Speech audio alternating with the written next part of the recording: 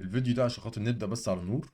لو انت قاعد في وسط اهلك، لو انت قاعد في وسط صحابك، لو انت قاعد في وسط اي تجمع ومش عايز اي حد من الناس اللي بره تسمع الفيديو ده، او تسمع اي لفظ خارج، او تسمع اي حاجه تطلع في الفيديو ده، انا اللي بقول لك وطي الصوت، اوكي؟ لان انا مش هستحمل بصراحه الكومنتات المقرفه اللي بتجي لي. واحد بيكتب لي كومنت بيقول لي يا مهاب احنا ما كناش متوقعين منك انك تشتم. لا، هو انا في الفيديو ده بجد انا ممكن اسحبها في نص الفيديو، فاهمني؟ بس ده كل ده لمصلحتك انت، لان انت اكسبكت مني اي حاجه غير ان انا اطلع منافق. يعني الشخص اللي انت هتقابله في الفيديو ده دلوقتي، اوكي؟ ده الشخص لو انا بتكلم بجد. عشان خاطر الناس اللي عيال، شويه العيال البضان اللي بتفضل تكتب لي كومنتس وتفضل تقول لي مهاب انت ليه طالع مكشر في الفيديو؟ صراحه يعني انا ما اعرفش ازاي هكلمك في موضوع جد، بعلمه حاجه ليها علاقه بحياتك، هتغير حياتك، هتغير في مستقبلك، هتغير في سكتك المهنيه، بدل ما انت كنت رايح حرفيا تضيع، بنقذك. اكسبكت مني ان انا اقعد اضحك، او انا اقعد ابتسم لك في الفيديو الفيديو ده هيبقى 100% سيريس، هيبقى 100% جد، مش هتكلم انجليزي، 100% جد.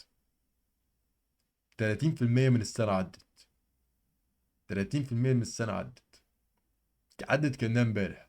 عملت فيهم ايه؟ عملت حاجه؟ ما عملتش حاجه. اسمع الفيديو لغايه الاخر واكسبكت منها اي شخره، اي لفظ، اي حاجه هتطلع دي طالعه من القلب يعني، اوكي؟ 30% من السنه عدت، ما عملتش اي حاجه، بدليل انك انت لسه قاعد في نفس الاوضه، لسه قاعد مع البنت اللي انت لسه مرتبط بيها او ايا كان، نفس الوضع بالظبط. لو انا جيت قارنت اول يوم باليوم اللي هو 120، ولا في اي فرق. 100 400 100 120، ولا في اي فرق حرفيا. نفس الشخص قاعد قدامي، عمال بنزل فيديوز بقالي سنه كامله بنزل فيديو، انا بنزل فيديوز من شهر، حوالي من شهر 4 شهر 5 اللي فات، ولا في اي حاجه اتغيرت. قاعد نفس القعده، بتعمل نفس كل حاجه. لو انا جيت قارنتك في اول السنه مش تعمل اي حاجه، وبتطلع اي اعذار. لا اصل انا الدايره اللي حواليا مش في الاحقى. انت عارف انا قلت لك الدايره حواليا اوسخ دايره معارف، مع احترامي ليهم طبعا كلهم، اوسخ دايره معارف في الكارير بتاعي انا. يعني انت ممكن تصاحبهم في حاجات لها علاقه بقى بالمذاكره ومش عارف ايه، العيال دي الناس دي جامده جدا، اوكي؟ في الكاريرز بتاعتهم. الكارير بتاعنا انا حواليا اوسخ دايره. انا مسافر مرتين، انا قاعد في العاشر من رمضان لوحدي، اوكي؟ الدايره اللي حواليا وسخه. قاعد في الغردقه، الدايره حواليا اوسخ واوسخ. مفيش ناس حواليا بتدعم. مفيش، مش هقول، انا مش مستني دعم، خصوصا من الدعم يعني، فاهم؟ بس الناس اللي حواليا كلهم عالم ما يفهموش في اي حاجه ليها علاقه بالبيزنس. حرفيا انا ما عنديش بس غير كام واحد بس من صحابي وعارفهم اونلاين، ممكن يعني بنتكلم بس شويه حاجات بس في البيزنس، لكن غير كده انا اتعلمت بالفشخ، بالتراي اند ايرور، بالتراي اند ايرور. نفس 30%.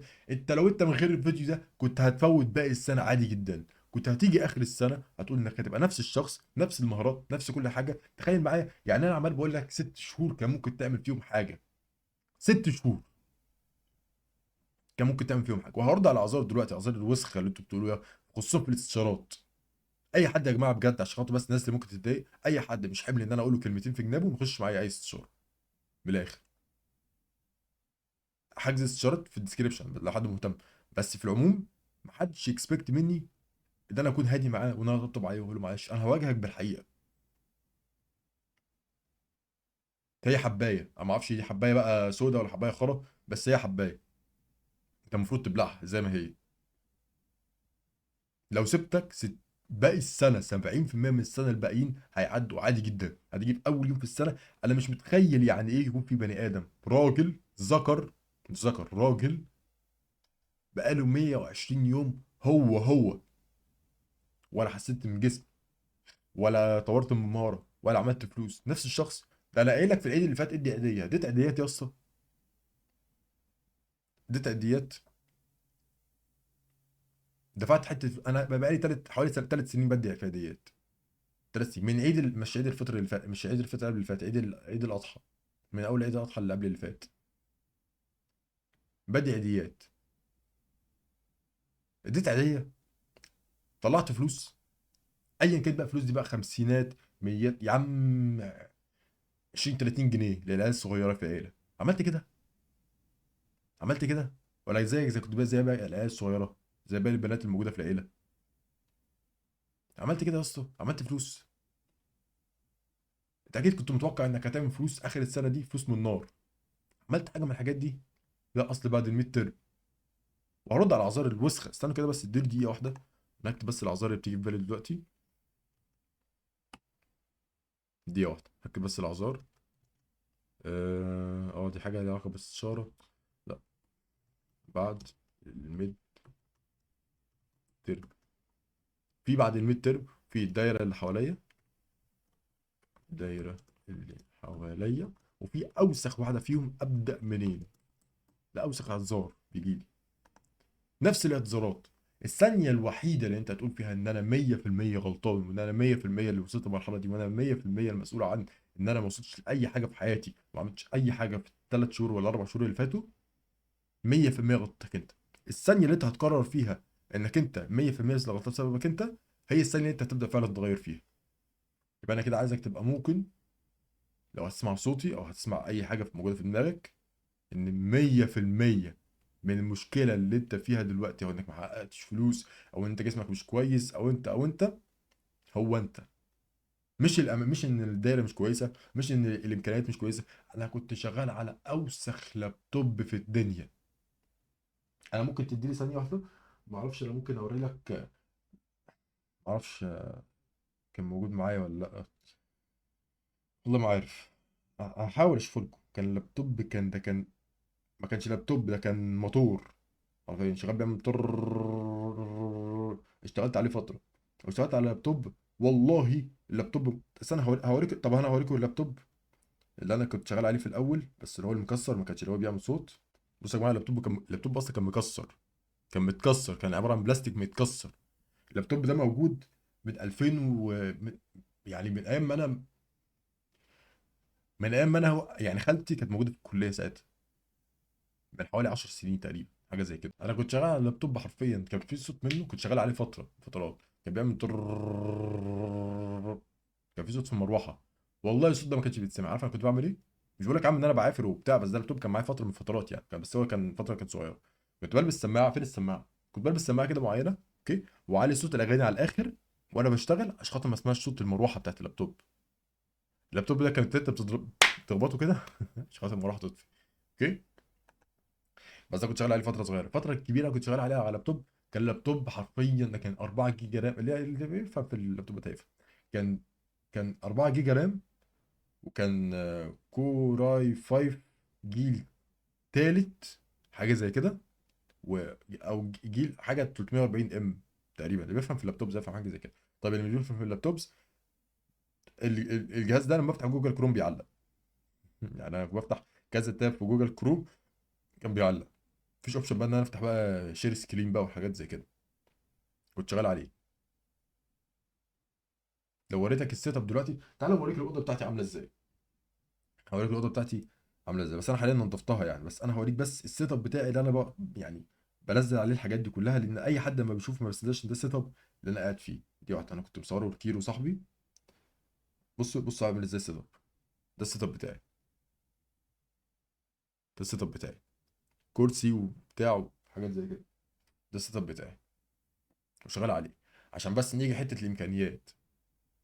لابتوب، يعني انا بقول لك ازاي شويه كليكس هتعملها على اللابتوب ممكن تغير فيهم حياتك. شويه كليكس وتقول لي انا مكسل انا بتعب. لا، بعد الميد تيرم، بعد الميد تيرم ادوس كليكس، ممكن تطلع منها فلوس.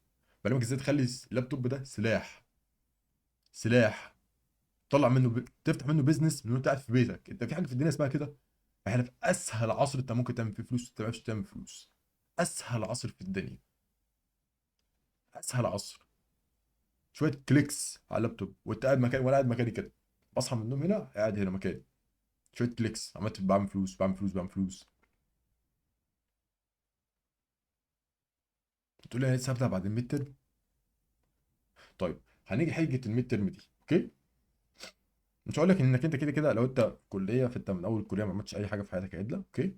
بس انت في كده كده في حياتك هتفضل تتعامل طول عمرك تحت ضغط.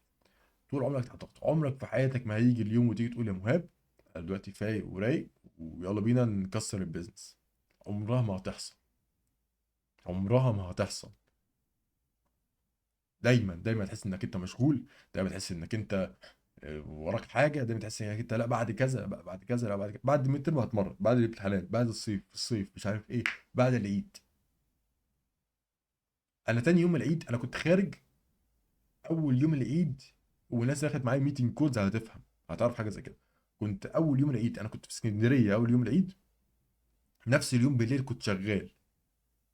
والله كنت شغال وبخش ميتنج كودز. في ناس كانت مشتركه معايا بسبب الحوار ده، لان انا قبل ما حد ما بيخش معايا في الكوميونتي اللي اسمها الديلرز. اوكي. الديلرز كوميونتي قبل ما يخش معايا لازم اتاكد 100% ان الشخص ده كورسات ليه هو، او الكوميونتي عامه بشكل عام ليه هو. اوكي.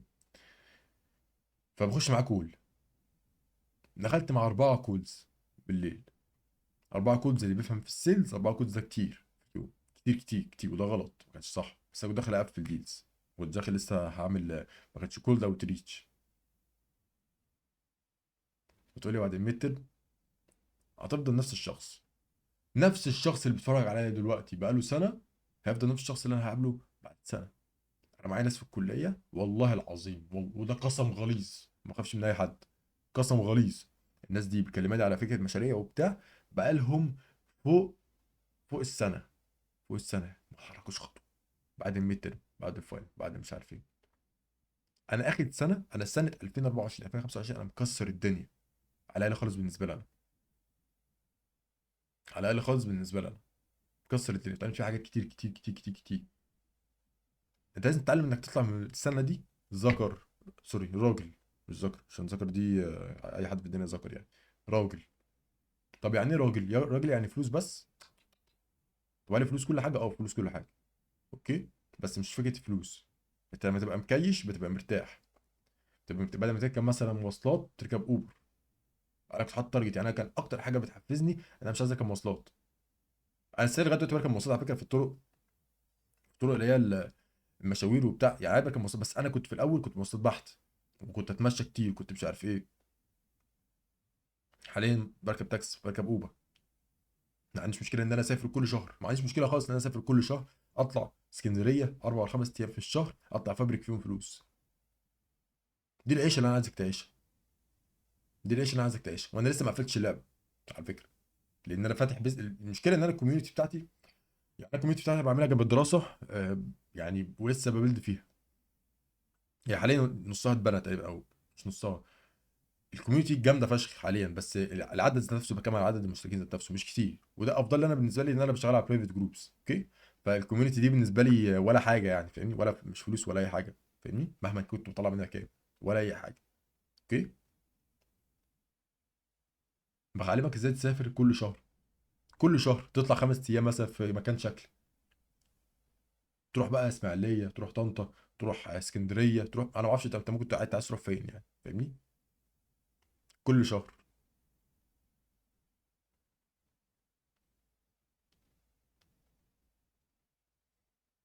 بعلمك لو انت في وسط اهلك، لو انت مع اهلك، مش انا اللي بعلمك، انت المفروض تتعلم اصلا، يعني انت يعني ايه 100%. انا مش متخيل يعني ايه بني ادم يبقى عنده 20 سنه ولا 21 سنه ولا 22 سنه ويبقى 100% من فلوسه بياخدها من اهله. انا مش متخيل طبعا. وبعد كده كومنت يقول لي الحمد لله 18 سنه. لا، هو انت 18 سنه انت كان المفروض تبقى باني وانت عندك 16 سنه. معايا ناس 13 سنه ممكن يكون بيتفرج على فيديو، انا متاكد ان هو ممكن يكون بيتفرج على فيديو. اخر 3 ايام جايب 3 شغلانات على اب وورك، منهم شغلانه اوكي $20 في الساعه. يعني ايه $20 في الساعه؟ يعني 1000 جنيه. 1000 جنيه في الساعه الواحده. ساعة الشغل بتاعته ب 1000 جنيه. يعني لو الراجل ده هيشتغل عنده 13 سنة، 13 سنة معايا 13 سنة، ممكن يكتب لي كومنت، اتمنى اسمه جون، ممكن يكتب لي كومنت ان شاء الله. وانت قاعد بتعمل ايه؟ فكرة الدايرة، الدايرة اللي حواليا. عايز اقول لك على حاجة، حتة الدايرة اللي حواليك دي، بص يا معلم، الدايرة اللي حواليك دي هتتحسن بثلاث حاجات بس. بس انا معلمك ازاي تقعد مع ناس مهمة. انا معلمك ازاي تقعد مع ناس مهمة. هتقعد مع ناس مهمة لو في 3 حاجات موجودين. لو معاك فلوس، فانت هتحتاج مثلا استشارة مع حد مهم. اوكي. ناس بتحبك، او الشخص ده بيحبك جدا جدا جدا، فهو معاك حتى لو انت مبتدئ، حتى لو انت الخ الخ الخ. او قعدته معاك او معرفته بيك هتزود منه. يعني انت قاعد مثلا مع ظابط، وانت مثلا دكتور تقيل، الظابط ممكن يقعد معاك لو ظابط تقيل يعني. هيقعد معاك عشان خاطر ايه؟ يا اما فلوس، اوكي، اي حد مهم ممكن تقعد معاه بفلوس، حاجز معاه استشاره يعني، او ايا كان، ما قصدش حاجه عيب يعني. او انك انت رتبتك تقيله، فانت مثلا هو معرفته بيك انت بتزود من معرفه، بتزود من قيمته. انا اعرف فلان الفلاني فيقعد معاك. يا اما هو بيحبك جدا جدا جدا. فهمتني؟ فهي الفكره في كده. فما تقوليش الدايره اللي حواليا، الدايره اللي حواليا بتيجي مع مرور الوقت. مع مرور الوقت بتبقى الدايره اللي حواليك كويسه. اوكي. الحاجه التالته، ابدا منين؟ ابدا منين؟ ابدا باي حاجه حتى لو غلط. اعكس السؤال، اوكي، قول لنفسك ايه الحاجات اللي انا مش حابب، ايه الحاجات اللي أنا مش حابب ابدا فيها. والله مهاب انا مش حابب اتعلم مونتاج. هو اكيد اكيد اللي انا متوقعه منكم، او ان هو اكيد ان اغلبكم اصلا، اغلبكم داخل الكليه اصلا مش هو اللي حاببها، ومش هو اللي اختارها بايده، هو اصلا مش عارف حتى هو هيتخرج يشتغل ايه ولا اي حاجه. فيمكن القرار حتى بتاع الحاجات اللي علاقه ببزنس الاونلاين، او انك تكسر الدنيا في الجيم، او انك تعمل اي حاجه في حياتك، ده القرار الوحيد اللي انت خدته من بايدك. نفس البنت، البنت لو معاك ومعطلاك، خلعي. والله العظيم بتكلم بجد. طب يا جماعه بصوا، انا عندي كام اكسات، انا ما اقدرش اقول رقم للاسف، بس انا عندي عندي رقم يعني، اوكي، عدد من الاكسات. ما اعرفش ممكن حد يكسبكت حاجه زي كده منه ولا لا يعني، بس عندي كذا عدد من الاكسات. انا متاكد ان اصلا اغلبهم يعني، اتوقع ان اغلبهم بيشوفوا الفيديو ده. خلعت اغلبهم ليه؟ بسبب نفس القصه دي، ان انا مش عارف اركز، وكنت كل مره بغلط نفس الغلطه. واقول لك على حاجه، اقول لك على حاجه، نسبه كام ان اغلبهم ما كنتش انا اللي بختار. يعني ما كنتش انا مثلا ببقى عايز بنت معينه، انا مقتنع دايما ان انت مش بتشقط، مفيش حد بيشقط. هي البنت اللي بتدي لك المساحه انك تشقطها. فاهمني؟ لكن مفيش حد راجل كده بيروح يشقط. بيدي لك المساحه دي وتشقطها عن طريق ثلاث حاجات: تبقى شخصيتك كويسه، تبقى انت شكلك مهذب. انا ما اعرفش في حاجه اسمها لوكينج ماكس او حاجه زي كده تحسن من وشك. انا ما عملتش اي حاجه من الحاجات دي بصراحه يعني. انا اصلا وشي، حتى لو انت بصيت على وشي، اوكي، انا ممكن هعمل لك حاجه حلوه، هعمل لك حاجه حلوه دلوقتي حالا. هعكس لك الشاشه واعرف وشي عامل ازاي، اوكي؟ او مش عارف، ممكن ده ممكن نعكس الشاشه من هنا، او ترانسفورم، اه. بص، فليب هوريزونتال. هتلاقي ان في، لو انت بصيت كده هتلاقي ان في الفك ده، شايفها كده، اطول من الفك ده، خلي بالك لو انت بصيت كده. في انا معرفش يعني فك اطول، بس هو في فك اطول، مفيش سيمتريه في الموضوع. تحس ان انا وشي اصلا في حاجه غلط، اوكي. لكن انا الجزء اللي عندي ده كويس. اظن القرعه عندي تقريبا كويسه، لان انا مفتوح في دماغي. آه، تقريبا. اه ما عنديش دقن، اوكي، ده اللي بتفرق، ده اللي بتفرق فشخ. بس انا في العموم كويس، اوكي. طيب لو حد مش كويس، اظن بيلاقي تمارين بقى ولا ايا كان بقى، انا ما اعرفش بصراحه يعني، بس اكيد ليها تمارين. لوكينج ماكس. وبعدين انا ما بكلمكش في حاجات اساسيه يعني، انا بكلمك في حاجات بس يعني، بقول لك استحمى يا اسطى، خلي ريحتك وحش، خلي ريحتك حلو. انا اللي قلت ده. خلي ريحتك حلوه، البس كويس. هتلبس كويس ازاي؟ هتجيب فلوس كويسه هتخليك تلبس لبس كويس. كل حاجه هتعتمد على الفلوس بتاعتك. هتحلق شعرك مثلا مرتين في الاسبوع، مثلا ظبط شعرك مرتين في الاسبوع، مره بتحلقه ومره بتظبطه، مره بتحلقه ومره بتظبطه. تجيب فلوس دي زي كده منين؟ فرقم واحد، رقم واحد والاساسي هو الفلوس. طيب لو انت اشتغلت على الفلوس بس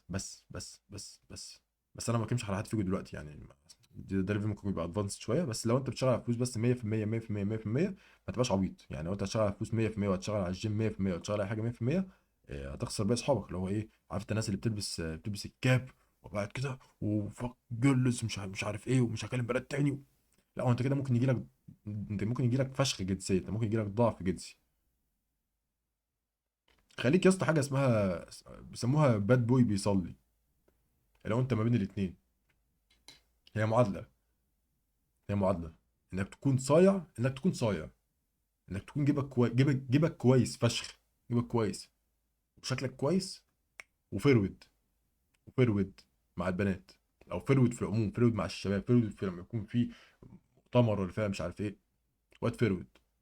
انا معايا دكاتره مقتنع ان انا ما اعرفش هم جايبين الاختيار ده منين يعني، بس هم مقتنعين ان انا يمكن احسن واحد بيعرف يتكلم في الكليه كلها، في الجامعه كلها، كليتي في الجامعه كلها. هم معتقدين وما قالوش الكلام ده في وشي عشان خاطر ما يبقاش من نوع من انواع النفاق، هم قالوه في ظهري. اوكي، ان انا احسن واحد بيعرف يتكلم في الجامعه. بعلمك ازاي تتكلم، اتكلم كويس يا اسطى، اتكلم كويس. لو انت في حاجه عايز تظبطها زي كده معايا، لو انت مهتم يعني، فانا حاليا عامل استشارات سعرها رخيص جدا جدا جدا. انت ممكن تحس ان سعر الاستشاره غالي. انا داخل معاك 1 اون 1 بحل لك مشكلتك.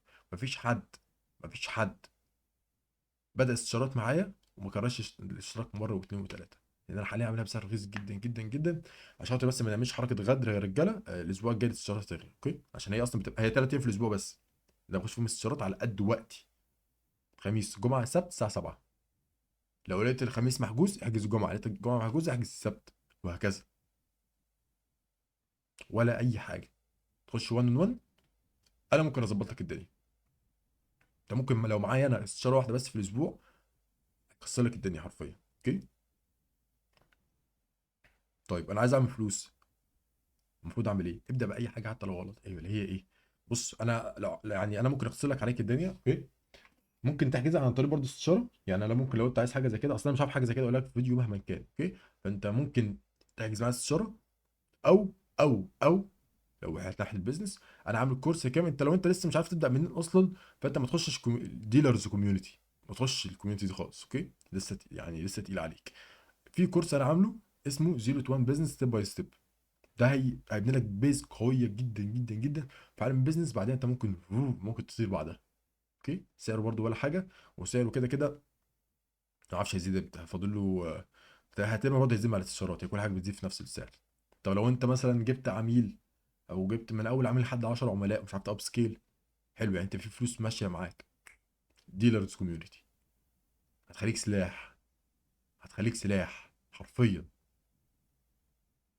9 من كل 10 بيشكروا في الكوميونتي بتاعتي. 9 من كل 10.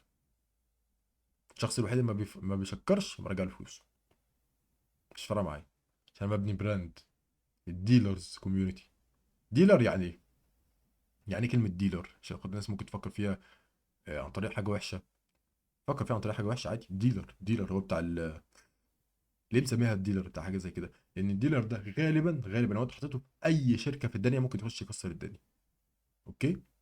ممكن يخلي الشركه دي تطير. ده اللي انا بعلمه لك، ان انا بعلمك انك ازاي تبقى سلاح. لو دخلت اي بيزنس موديل في الدنيا تبقى تقيل، تبقى تقيل. تتعلم سيلز، انا ممكن ابيع اي حاجه. اتعلم ماركتنج، اتعلم ازاي اخلي العميل ازاي اقنع العميل، ازاي اخلي العميل يختارني، ازاي نفس العميل يشترك معايا مره واثنين وثلاثه. بعلمك براندنج، ازاي تبني براند خاص بيك. خليك سلاح ولا اي حاجه. الموضوع ياخد منك 4 شهور او 4 سنين، كده كده ما عندكش وقت. طب هل انت لو اشتركت معايا مثلا 8 شهور كنت تبقى تنين؟ طيب هل 100% تبقى تنين؟ لا، لان انا نسبه ان انا خليك تنين 70%. 30% خاصه بيك انت، بيك انت بس. حط تارجت يا اسطى انك مثلا اخر، يا عم اخر السنه لو انت على ابيض خالص، على ابيض خالص مش عارف تعمل اي فلوس، حط تارجت ان انا عايز اعمل اخر السنه دي 5000 جنيه في الشهر. ثابتين، ثابتين مش 10000 زيرو، لا، ثابتين. 5 6000 جنيه في الشهر، واللي هي والله ايزي على النت، والله العظيم ايزي. وجنب دراستك، جنب دراستي، مش بكلمك في فول تايم. لو فول تايم انت ممكن تعدي ال 10000 في ال 8 شهور الجايين دول، ممكن تعدي 10000 مستريح قوي لو انت بادئ صح. بدأت غلط، اكسبكت انك انت ممكن تضيع السنه دي كمان، تروح تجرب السنه اللي بعدها. نتقابل بقى في 2026 بقى ان شاء الله. لو في حاجه معطلاك وقف. طيب لو انا مثلا عندي مشكله في حاجه اسمها الشغف، او ان انا بقول ان انا ما عنديش شغف وبتاع. بص يا معلم، عايز اقول لك حاجه بس دي دقيقه. اشرب ميه بس دي.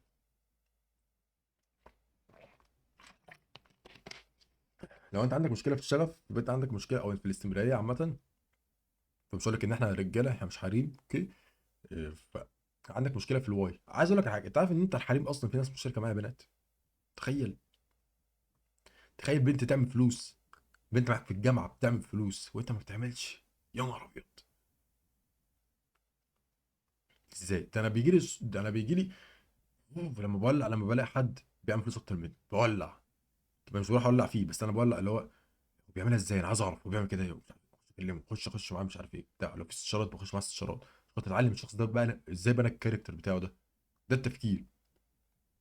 كل فلوس، انا ممكن اعرف كل واحد فيكم هيوصل لفين عن طريق ان انا اعرف بيحط فلوسه فين. يعني بيحط فلوسه في الهدوم كتيره، او يشتري في الهدوم كتيره ما يوصلش لحاجه.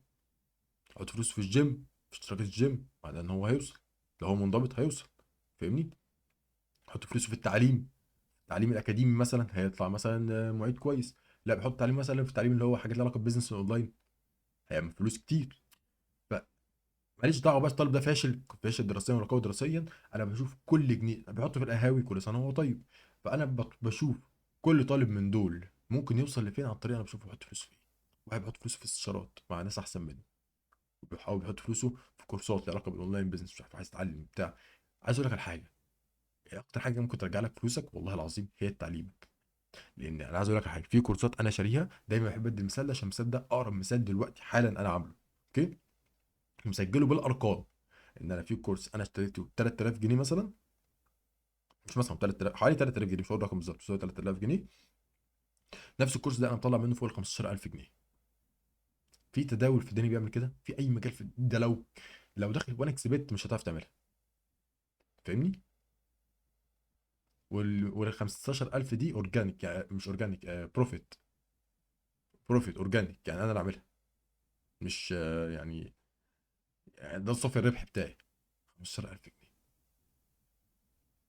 هو الموضوع ده ما خدش مني على فكره مده طويله ولا حاجه، لا لا لا، مش شاريه بقالي مثلا سنه، لا، شاريه من قريب فشخ. مش عايز اتكلم عن حاجه زي كده كتير عشان خاطر الموضوع فعلا ممكن يبان فليكسنج يعني. عشان انا لما بنزل مثلا ان انا عملت مثلا عملت استشاره مثلا مع حد واخدت معاه مثلا 200 ريال مثلا، بس ده حد بره، يعني 200 ريال مثلا في ساعه، اللي هي حوالي 2000 ونص في ساعه ولا في ساعتين استشاره. طبعا بره ده رقم عادي، بس اوكي.